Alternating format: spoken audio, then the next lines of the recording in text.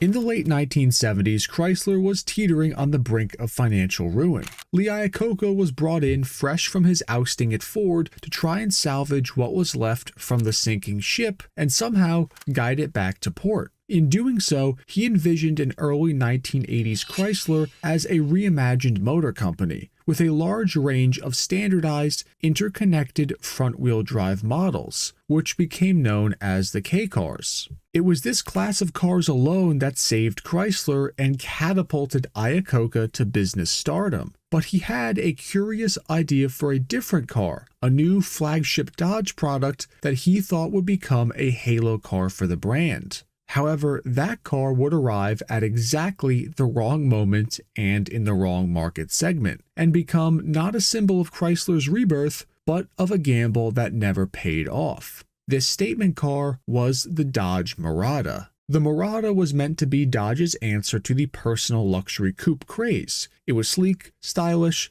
yet it still carried those traditional muscle car and luxury cues that many Dodge loyalists expected. It was positioned as the spiritual successor to the Dodge Magnum, one that was leaner and more refined, in theory at least. See, the problem with the Mirada was evident from its inception, and that was the market segment it chose to operate in. In the mid-70s, personal luxury coupes were still all the rage, but by the time the decade changed, the 80s brought with it an almost universal customer shift towards smaller, more fuel-efficient cars. Launching a big boat at this time was the equivalent of launching a new print-only news publication in 2026. The numbers from the jump were not at all in the Mirada's favor. Still though, Chrysler soldiered on to bring the Mirada to life. Now, the Mirada may have been born into a dying segment, but it wasn't without visual flair. Up front, the styling team, led by Ernie Barry, pulled inspiration from one of the most distinctive pre-war American vehicles, the Cord 810. The result was a bold, slatted grille with this pointed nose that was referred to as the coffin nose on the Cord. This was reimagined, and this detail was put onto the Mirada to try and evoke luxury and speed in equal measure, kind of a modern luxury throwback. On the Mirada, the grille itself was crafted from a flexible plastic, which was pretty new for the time. I actually happen to think the Dodge Mirada looks pretty good,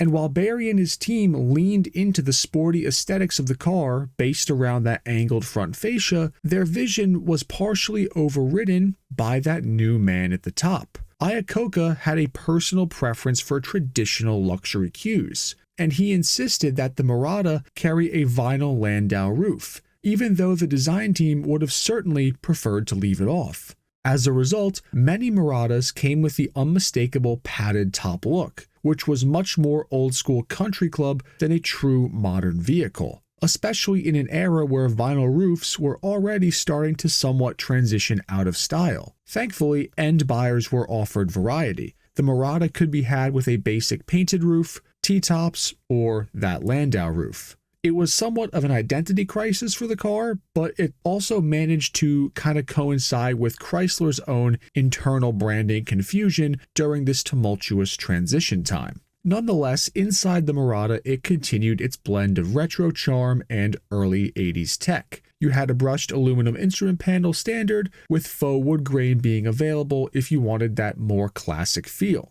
As for seating, you could have vinyl or sport cloth bucket seats, or a 60-40 split bench seat, all the way up to full leather trimmed buckets in the top-tier CMX trimmed versions of this car. Optional features like an 8-track player or a cassette deck with a 30-watt amp were also available, but again, this wasn't anything crazy. It was more the stuff you expected to find in a personal luxury coupe. Now, with all this being said so far, you might be thinking to yourself, why did Chrysler allocate all their resources to build a cost-effective K-car lineup and then build this new car right at the same time? Which would be a very valid question, considering this car predated the K-car by only 1 year. But the truth is, while new on the outside, the Mirada's underpinnings were anything but. It was built on Chrysler's aging J-body platform, which was a reworked version of older F-body platforms used by Dodge for cars like the Aspen 4-door and a few others.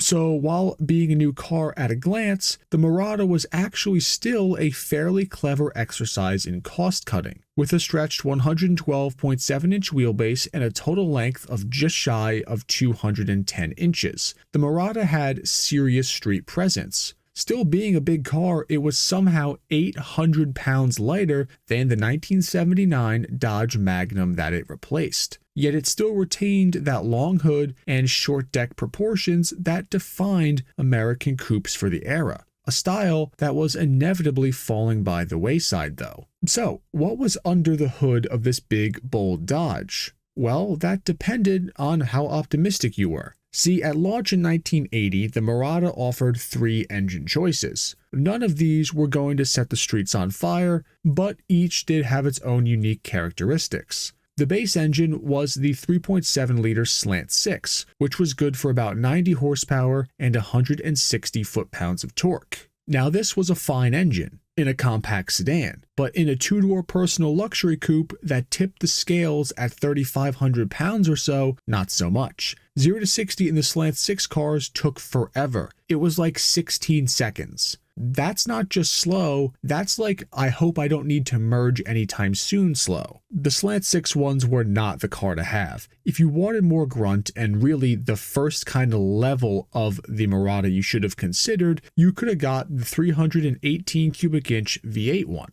This was Chrysler's tried and true V8, and at this point it offered 120 horsepower and 245 foot-pounds of torque, which was a noticeable bump in that low-end response. It was still far from performance territory, as by 1980, stricter emissions regulations had really sapped almost all the muscle out of American V8s, and the Marada was no exception. Now, if you were one of the lucky few buyers in 1980, and you checked the right boxes, you could have opted for the top dog engine, the 360 cubic inch Chrysler V8s. This was the real deal. You got 185 horsepower and 275 foot-pounds of torque. This gave the Marada at least some semblance of punch. That torque was very much welcome in a car of its size. And in contrast to its more anemic stablemates, this might as well have been a rocket ship. A short-lived rocket ship though, because the 360 was discontinued after 1980 across all Chrysler models because of those emission requirements. Meaning after that, the 318 was the biggest motor you could get.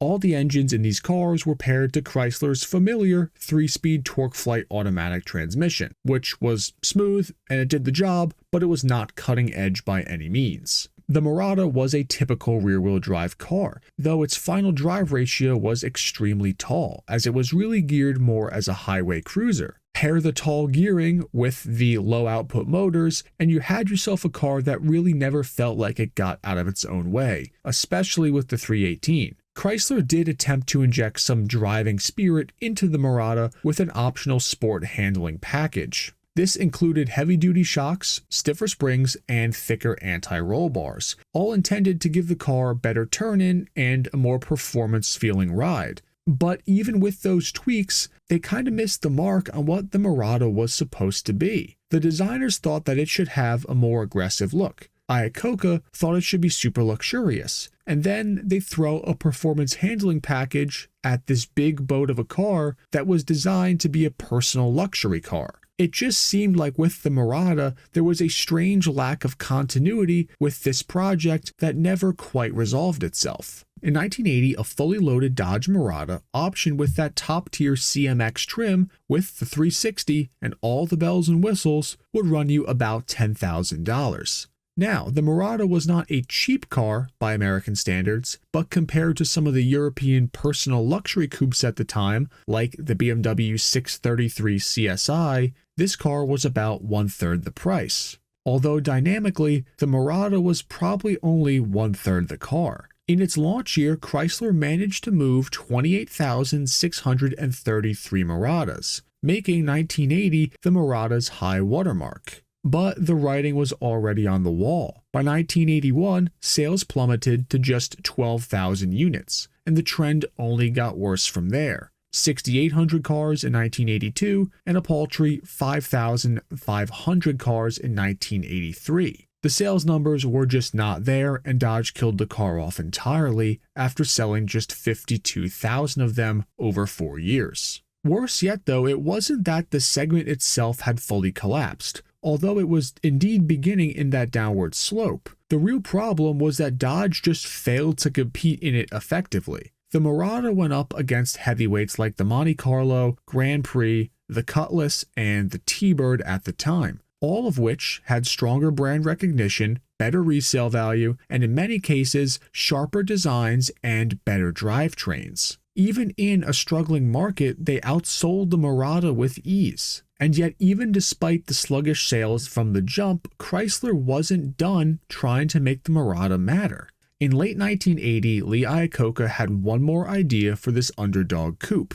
He reached out to one of the most iconic names in motorsport, Richard Petty, aka The King, and he asked him to do something bold, make the Mirada a race car. After all, if Dodge could find success again in racing with this car, it might just breathe new life into the brand and specifically the Mirada nameplate. And Iacocca was fully willing to support this effort, promising that Chrysler would supply the sheet metal and engine parts necessary to build the race car. And so, Petty's team got to work. The car was prepped, tuned, and rolled out onto the high banks of Daytona for testing in January of 1981. Now, from a distance, the Mirada looked like a race car. All liveried up, it looked awesome. But as always, looks can be deceiving. As soon as the stopwatch came out, the team knew they had a problem. The Mirada's body was a brick. The retro Cord-inspired nose helped give the car an unacceptably high coefficient of drag. Petty's Mirada was clocking speeds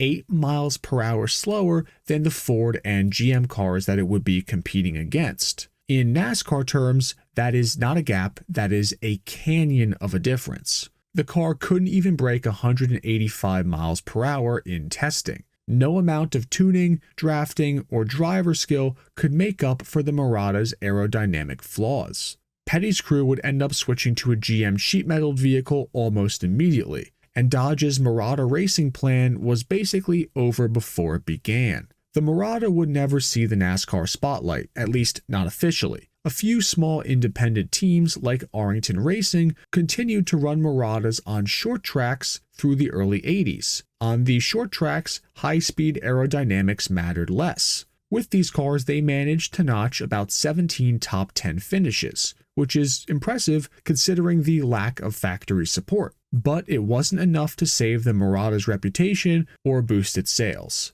By 1963, Chrysler pulled the plug. The Mirada had failed to connect with its buyers, failed to help Dodge with NASCAR, and it failed to fit into the new future that Iacocca was building for the brand. It was replaced with the front-wheel drive Dodge 600, a car that was more aligned with the fuel-conscious, cost-sensitive consumer mindset that Chrysler had to embrace in order to survive. The Mirada was an awkward sideshow. It was a car built for a market that was actively going away. It was styled like a throwback, but it had a lot of modern elements, and it was powered by a bunch of leftovers, launched into a section of the market that had already started to move on. As much as I think the Mirada looks good, it just straight up wasn't a great car. And that's why it met its early demise after just a few years. But that concludes our look into Iacocca's failed gamble, the Dodge Mirada. I hope you all enjoyed the video. If you ever owned one of these cars, please leave a comment down below about your experience with them. I would actually love to hear it.